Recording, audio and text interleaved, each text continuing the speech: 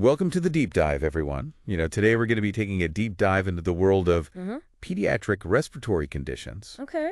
And something that's, obviously super important for Right. parents, caregivers, anyone who works with kids, really, I think, to understand. Yeah.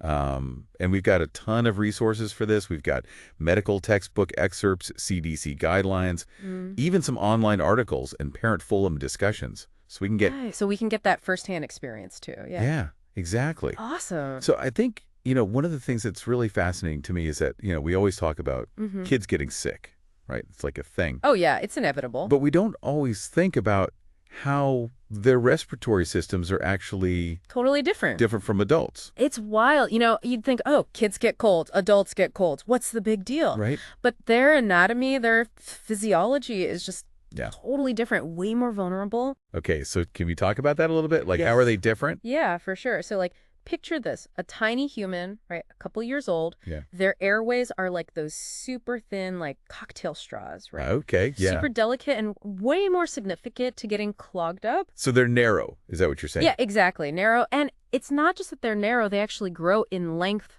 first, not diameter, until they're about 12 years old. Really? Yeah, so for the first decade or so of their life, they're dealing with these wow. super delicate, easily obstructed airways. Okay, so that makes sense, I guess, why kids are More prone to problems. more prone to problems. Yeah. Exactly. Okay, so we're talking about the physical structure of their airways. Uh-huh.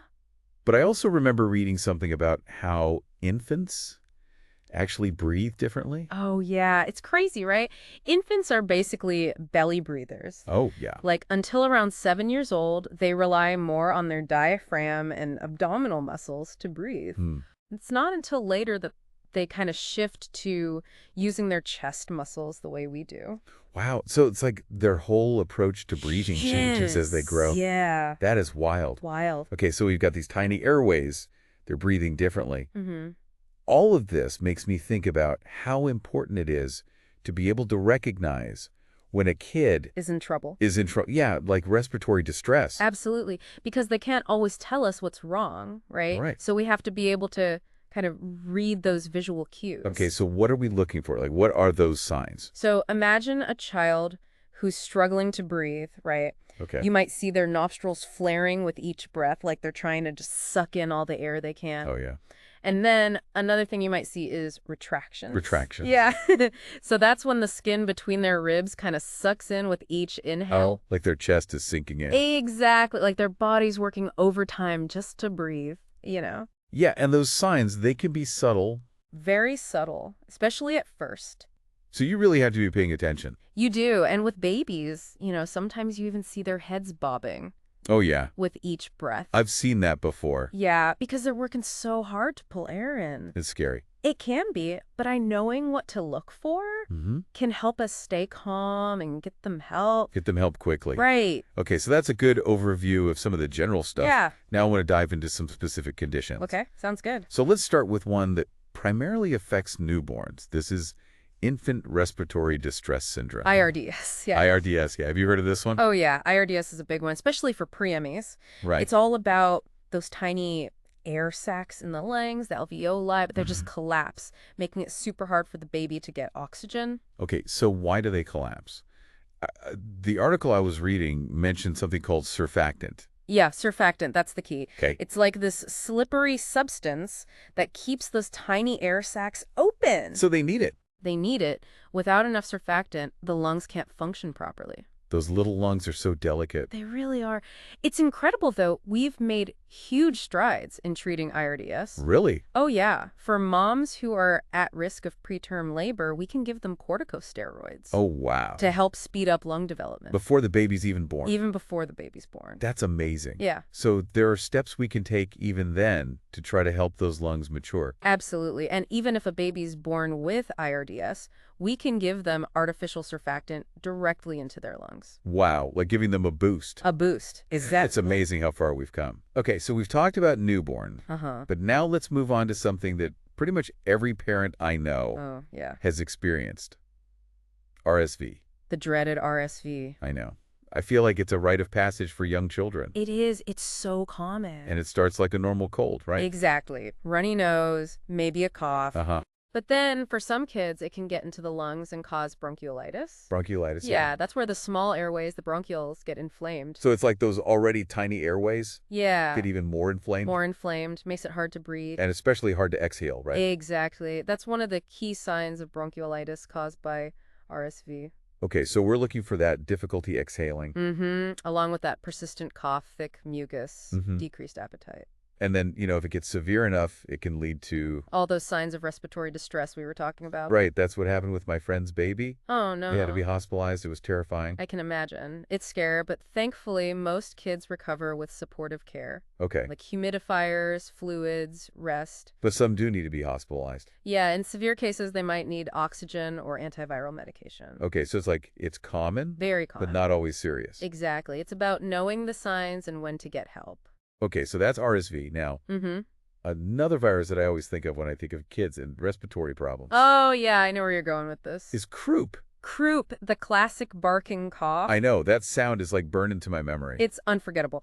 So croup, it's another viral infection, often caused by parainfluenza, and it leads to swelling in the upper airways. And of course, kids have those narrow airways, so Any swelling. any swelling is a big deal. Huge deal. It's like trying to breathe through a straw that's almost completely closed. Oh, gosh. Yeah. So they get that barking cough, often worse at night, hoarseness, difficulty breathing. Why is it worse at night? Is it just because it's quiet and you notice it more? That's part of it, but there are also some theories that changes in temperature and humidity at night might play a role. Interesting. Whatever the reason, it can be super stressful for everyone involved. So how do we help these kids? We've got a virus causing swelling. What can we do? Well, cool mist humidifiers can help soothe the airways. Okay. Sometimes steroids are used to reduce the inflammation. Okay. And in severe cases, they might need a dose of nebulized epinephrine. Oh, wow, to open up the airways quickly. Exactly. And most cases of croup resolve on their own, right? Thankfully, yes, usually within a week. Okay, good. But there's a related condition that's much more serious. Okay. Called epiglottitis. Ooh, that one sounds scary. It is scary. It's a bacterial infection that causes swelling of the epiglottis. Epiglottis. Remind me what that is again? Sure, it's that little flap of tissue that covers the windpipe when we swallow. Oh, right. So if that swells up, it can block the airway. Exactly. And epiglottitis can progress very quickly. So it's not like croup where it comes on gradually. No, this one hits hard and fast. Okay, so what should parents be watching for? Sudden, severe sore throat, hoarseness, drooling, difficulty breathing, and even a distinctive tripod position where they lean forward. What's the tripod position? It's where they lean forward, supporting themselves with their hands on their knees, trying to open up their airway. Oh, wow. So this is a serious medical emergency. Absolutely. If you suspect epiglottitis, call 911 immediately. Okay, I'm making a note of that. And before we move on, I want to talk about vaccines for a second. Oh, yeah, good point. Didn't you say that epiglottitis is often caused by the Hib bacteria? That's right, and the Hib vaccine has been a game changer. So it's prevented a lot of cases. A lot of cases. It's a powerful reminder that vaccines can be life-saving. Absolutely. Okay, we've covered a few conditions affecting the upper airways. Now let's move on to one that I know is all too familiar to many parents. Otitis media. Ear infections? Ear infections. The ear tugging, the crying, the sleepless nights. I know them well. Oh, I remember them so well. They're incredibly common, especially in young children. And it all goes back to those eustachian tubes, right? Exactly. Remember how we talked about them being shorter and wider in kids? It's like a super highway for germs to travel from the back of the throat to the middle ear. Okay, yeah. And because those tubes are more horizontal in kids, fluids can get trapped. Oh, I see. Leading to inflammation and infection. So it's really about the anatomy again? It is. It all comes back to anatomy. Okay, and some ear infections resolve on their own, but... Some need antibiotics. They need antibiotics, yeah. And the tricky thing is that persistent fluid buildup or repeated infections can actually impact hearing and development. Really? I didn't realize that. Yeah, it's something to be mindful of. Okay, so what are we looking for with ear infections? Well, think back to your experience as a parent. What did you see? Oh, the ear tugging's a dead giveaway. Oh, yeah. And they're just miserable. Miserable, fussy, crying, can't sleep. Yeah, exactly. You might also see a fever, drainage from the ear, even balance problems. And they can't always tell us what's wrong. Exactly, so we have to be extra observant. How do doctors actually diagnose an ear infection? Like, how can they see in there? They use a special instrument called an otoscope. Otoscope? Yeah, it allows them to look inside the ear and check for inflammation and fluid. And is that scary for the kids? It can be a bit intimidating, but it's quick and painless. Okay. And it gives them a clear picture of what's going on. What about treatment? Is it always antibiotics? Not always. Sometimes watchful waiting is recommended, Okay. especially if the symptoms are mild. Mm-hmm. But if it's bacterial, they'll usually prescribe antibiotics. Okay. And in some cases, if the fluid keeps coming back or the infections are recurring, they might recommend ear tubes. Ear tubes, I remember those. Yeah. My youngest had those. They can be really helpful. They were great. They help ventilate the middle ear and prevent fluid buildup. Awesome. Okay, so we've talked about ear infections. Uh-huh. Let's talk about another condition that affects infants, but this one specifically premature babies. Okay. Bronchopulmonary dysplasia, or BPD. BPD. Yeah, this one's a tough one. I don't know a lot about it. It's basically a chronic lung disease that affects preemies, Okay. especially those born very early or who had other respiratory problems at birth. So their lungs just aren't ready. Not quite ready, and then they often need oxygen and ventilation, which can actually further damage those delicate lungs. Oh, wow. Yeah, it can lead to scarring and inflammation. So it's like a consequence of the lungs being injured early on. Exactly, and because those lungs are still developing, that injury can have long-term consequences. So what are some of the signs of BPD? You'll see those same signs of respiratory distress we've been talking about: nasal flaring, retractions, rapid breathing. Mm-hmm. They might also need supplemental oxygen even after they go home from the hospital. And those signs can be subtle, especially in tiny babies. Very subtle. Okay. So close monitoring is really important. Now, I want to talk about a condition that affects babies of all gestational ages. Okay. Sudden infant death syndrome, or SIDS. Sid. This is a tough one to talk about, but it's so important. It's heartbreaking and, to some extent, still a bit of a mystery. I know, it's a parent's worst nightmare. It is the sudden, unexplained loss of a seemingly healthy baby. And there's no single explanation for why it happens? Not really, but we've learned a lot over the years. So what have we learned? What can we do? One of the most important things is creating a safe sleep environment. Okay, so let's talk about safe sleep. Okay. Back is best, right? Back is best. Putting babies to sleep on their backs Mm-hmm. helps keep their airways open Okay. and reduces the risk of rebreathing exhaled air. And I know we should avoid soft bedding. Yes. No fluffy blankets, pillows, stuffed animals in the crib. Okay, so firm sleep surface, no loose bedding. Right. What else? A cool room is important, Okay. and avoiding smoking during pregnancy and after the baby's born. Oh, yeah, that's huge. Huge. And breastfeeding has also been shown to be protective. Wow. So many things to keep in mind, They're all so crucial. but they can make a real difference. They can't. Okay, so we've covered a lot of ground here talking about these different conditions, but now I want to move into some practical tips Okay, sounds good. and interventions that parents and caregivers can use. All right. So let's start with something as simple as nasal suctioning. Nasal suctioning. Oh, yeah. I remember those days. Endless snot sucking. Oh, yeah. But I'm guessing there's a right way and a wrong way to do it. There is. So those traditional bulb syringes can work, Yeah. but you got to be careful not to insert the tip too far. Okay. And there are these newer devices like the Nose Frida that use gentle suction. Oh, yeah, those are popular. Yeah, they might look a little strange, They do. but they can be lifesavers when your little one is stuffed up. What other tips do you have for successful nasal suctioning? Saline drops can help loosen the mucus, Oh, good idea. and it's always best to suction before feeding and before sleep. Okay, so they can breathe easier. Exactly. All right, so that's nasal suctioning. Mhm. Now, what about apnea monitors? Apnea monitors. These are often used for infants who have experienced apnea. What's apnea again? Apnea is a pause in breathing. Oh, okay. Or for babies who have other risk factors. Okay, And they can be really alarming for parents when they go off. I bet. But they can also be life-saving. So how do they work? They basically detect the baby's breathing pattern. Okay. And if there's a pause or the heart rate drops too low, they sound an alarm. So it's like a safety net. A safety net, exactly. But do all babies need apnea monitors? Not usually. They're more common for babies with certain medical conditions or who have had breathing problems in the past. Okay, that makes sense. Yeah. Now, before we move on, I'm curious about oxygen delivery in kids. Okay, oxygen therapy, yeah. It seems like something that would be really specific to their size and needs. You're absolutely right. It depends on their age, how severe their distress is, and what condition they have. So there are lots of options. Lots of options. One of the most common is the nasal cannula. Oh yeah, those little prongs in the nose. Exactly. They deliver oxygen directly into the nasal passages. I've seen those used on adults too. Yeah, they're pretty comfortable. They allow kids to talk and eat while they're getting oxygen. That's good. Yeah. But what about when they need a higher concentration of oxygen? Then we might use a simple mask. It fits over the nose and mouth Okay. and delivers a higher flow of oxygen. What about those masks with the bags attached? Oh, those are partial rebreather masks and non-rebreather masks. Okay. They have bags that inflate with oxygen, and the non-rebreather masks have a one-way valve. What's the valve do?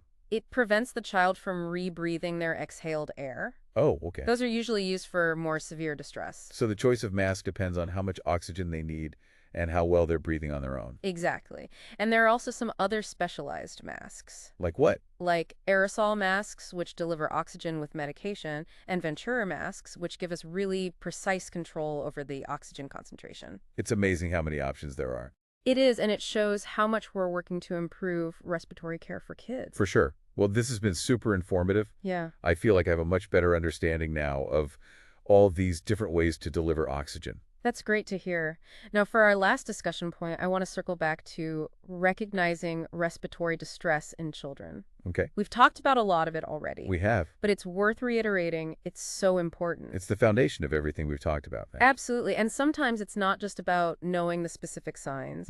It's about trusting your instincts as a parent or caregiver. Like that gut feeling that something's wrong. Exactly. If their breathing is different or they're not acting like themselves, Yeah. it's always best to err on the side of caution. And seek medical advice. Right. Parental intuition is a powerful thing. It is, and medical professionals are there to help. Mhm. They've seen it all, and they can assess the situation and give the right care. Okay, I think that's a perfect place to pause for now. Sounds good. We've covered so much ground today. We have, from anatomy to specific conditions to interventions. It's been a lot, but I feel like we have a really good foundation now for understanding these issues. I agree.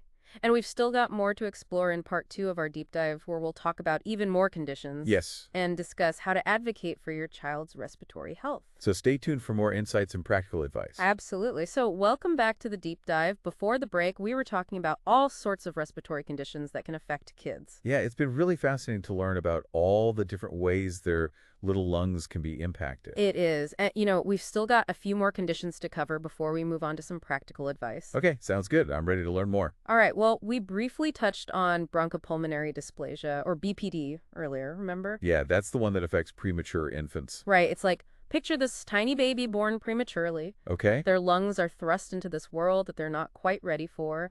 And on top of that, they often need oxygen and ventilation. Yeah, which, while it can be life-saving, can also cause damage to those developing lungs. So it's like a double-edged sword. It is, and that damage can lead to inflammation and scarring, making it harder for those little lungs to do their job. So BPD is a long-term battle for these little ones. It can be. One of the biggest challenges is that their lungs may not grow and develop at the same rate as a full-term baby's lungs. So they're always playing catch-up. Exactly. They might need supplemental oxygen, medications to help open up their airways, and therapies to strengthen their breathing muscles. It sounds like a real team effort between medical professionals, parents, and those incredible little fighters. It is. And speaking of conditions that require a team effort, let's talk about cystic fibrosis. Have you heard of it? Yeah, I know it's a genetic condition that affects the lungs. Mm-hmm. So think of it this way. In a healthy respiratory system, there's this thin layer of mucus. Okay. And it helps to trap germs and debris, keeping the airways clear. But with cystic fibrosis, that mucus becomes really thick and sticky. Oh, so it's like it clogs up the airways. Exactly. It makes it really difficult to breathe. And it's not just the lungs that are affected. Oh, really? Yeah, cystic fibrosis can impact the pancreas, liver, and intestines, too. Wow, so it's a whole body condition. It is. And the severity of the complications can vary from person to person. So what kind of symptoms would we see with cystic fibrosis? Well, some of the telltale signs are persistent coughing, wheezing, frequent lung infections, poor weight gain, and even salty tasting skin. Salty tasting skin, that's interesting. How does that happen? It's due to the way that salt is processed in the body with cystic fibrosis. Wow, that's fascinating. How do doctors diagnose it? There's a simple sweat test that measures the amount of salt in a person's sweat. People with CF have higher salt levels. So early diagnosis is important. Very important. It allows for early intervention and management. So what does management look like for someone with CF? It's a multidisciplinary approach. It involves airway clearance techniques, medications to thin the mucus, fight infections, nutritional support. In severe cases, they might even need a lung transplant. It sounds like a lifelong commitment to care. It is. But with advances in treatment and management, people with cystic fibrosis are living longer, healthier lives. That's really encouraging. Now, what about asthma? I know that's a big one for kids, too. Asthma is a chronic inflammatory disease that affects the airways, making them really sensitive and prone to narrowing. So those tiny airways we talked about, they constrict even further. Exactly. It can be triggered by allergens, respiratory infections, exercise, even cold air. So lots of different things can set it off. What actually happens during an asthma attack? The muscles surrounding the airways tighten up, the lining of the airways gets inflamed and swollen, and there's increased mucus production. So it's basically a triple whammy of constriction, inflammation, and mucus buildup. You got it. And it can be really scary for the child and their parents. What are some of the signs and symptoms? Wheezing, coughing, shortness of breath, chest tightness, difficulty speaking in full sentences. Those are all common ones. So those are signs that immediate action is needed. Absolutely. Quick relief medications like bronchodilators can help to open up those airways quickly. And what about long-term management? I know there are medications to help prevent attacks. Right. Inhaled corticosteroids are often prescribed to reduce inflammation. And there are other medications to control that underlying immune response that triggers the attacks. So it's about preventing and managing those acute attacks. Exactly. And it's really important to develop an asthma action plan with your child's doctor. Oh, an asthma action plan. What's that? It's like a roadmap for managing the asthma and knowing what to do in different situations. Okay, so it gives parents a sense of control and confidence in managing their child's condition. Exactly. All right, so now let's shift gears a bit. Let's talk about some practical interventions that parents and caregivers can use to help with these conditions. Okay, sounds good. We've already talked about nasal sectioning for stuffy noses. Yeah, that's a classic. Right. But let's talk a little bit more about airway clearance in general. Okay, what's that all about? It's basically about helping those little lungs get rid of excess mucus and debris. There are a variety of techniques. Oh, interesting. Like what? Well, for babies and toddlers, chest physiotherapy can be really effective. It involves gently clapping on the chest and back to loosen the mucus. Oh, I've seen therapists do that before. It seems to help a lot. It does, and for older kids, there are devices like the flutter valve and the acapella that use vibrations and positive expiratory pressure. So it's like giving those lungs a little bit of a boost to clear things out. Yeah, exactly. And then there are postural drainage techniques, too, where you position the child in different ways to help drain mucus. So it's a combination of physical techniques, devices, and positioning to help keep those airways clear. Exactly, and these techniques can be especially helpful for kids with conditions like cystic fibrosis and bronchiectasis, where mucus buildup is a big problem. That's amazing. So much we can do to support those little lumps. What about oxygen therapy? We talked about that briefly before with all the different delivery methods. Right. Oxygen therapy can be really important for some kids, especially during those times when they're really struggling to breathe. So when would a child need oxygen therapy? Sometimes it's short term, like during a severe asthma attack or a bad respiratory infection. But for some kids, it might be a long-term thing. Exactly. Kids with chronic respiratory conditions may need oxygen therapy at home. Oh, so there are home oxygen systems. Yeah, they allow kids to get oxygen comfortably in their own homes. And the technology is constantly improving, making it more portable and easier to use. That's great. It must be a relief for families to be able to manage that at home. It is. It gives them a sense of normalcy and control. It's incredible how far we've come in terms of respiratory care for kids. I know, it really is. And it just shows how dedicated so many people are, medical professionals, researchers, parents, to improving the lives of children with respiratory conditions. This deep dive has been so eye-opening. I feel like I have a whole new appreciation for those little lungs and everything they go through. That's great to hear, and we've still got more to explore in part 3 of our deep dive.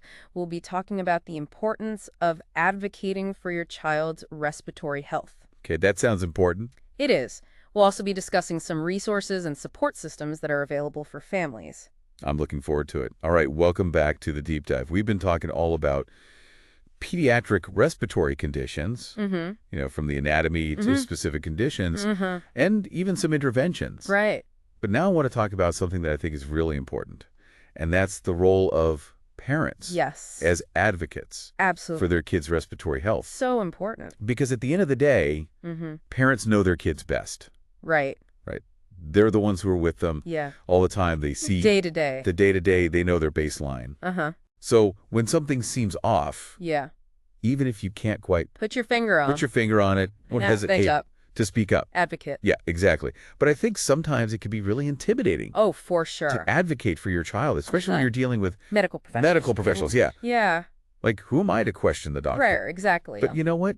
You are the parent. You know your child best. You know your child best. So how can we be more effective advocates? That's a great question. I think the first thing is to be prepared. Okay. Like, before you go to the doctor, Mm-hmm. jot down your observations. Okay. Any questions, concerns? Like a cheat sheet for the doctor's office. Exactly. It'll help you feel more confident. Okay. And make sure you don't forget anything. Mm-hmm. That's good advice.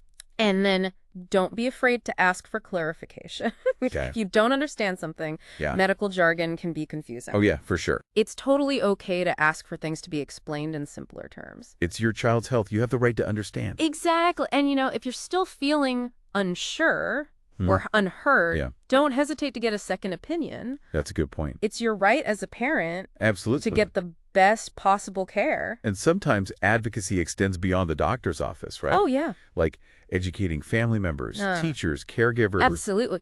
Building that support network. Yeah, it takes a village, right? It does. So everyone understands your child's needs Exactly. and knows how to support them. And speaking of support, Yeah. there are a ton of resources out there for families There are. dealing with these conditions. Definitely. It can feel very isolating It can't. to be going through this alone. Yeah, but you're not alone. No. There are organizations like the American Lung Association, the Cystic Fibrosis Foundation. They offer information, support groups, Okay. even financial assistance. Wow, that's great. Yeah, and there are also tons of online communities I bet. where parents can connect with others Yeah. who are going through the same thing. It's just a reminder that you're not alone. You're not alone. There's a whole community out there A community ready to support you. ready to help. All right, well, this has been an incredible deep dive. It has. I feel like I've learned so much Me too. about these conditions, about how to support kids, Yeah, and about the resources that are out there. absolutely. So I want to thank you so much for sharing your expertise with us. Oh, it's been my pleasure. It's been so valuable. Thanks for having me. And to our listeners, Yeah. remember, knowledge is power. Knowledge is power. The more you know about these conditions, the better equipped you'll be to advocate for your child. Absolutely. And remember, you're not alone. You're not alone. There's support out there. Tons of support. So thanks for joining us on the Deep Dive. Thanks, everyone.